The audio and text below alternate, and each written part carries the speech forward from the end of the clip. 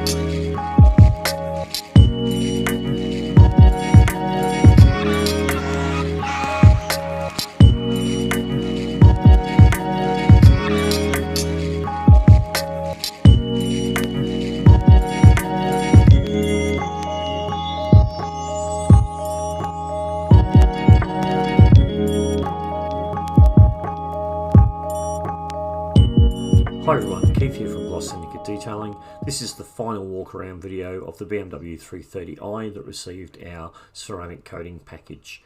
When the car arrived, it had 3,000 kilometres. It was fairly dirty and it had some bird droppings, minor swirl marks and scratches. So after a thorough wash, clay bar and iron decontamination, we set to machine polishing the paintwork to remove those minor marks and to increase its clarity and depth. As you can see, the car is a fantastic colour. It's a metallic grey with a gold flake. It looks grey in normal viewing, but as soon as it hits the sun, the gold really pops, and car looks amazing. It's a fantastic colour. So once we'd machine polished the car, we applied G-Technics Crystal Serum Ultra to all the painted surfaces.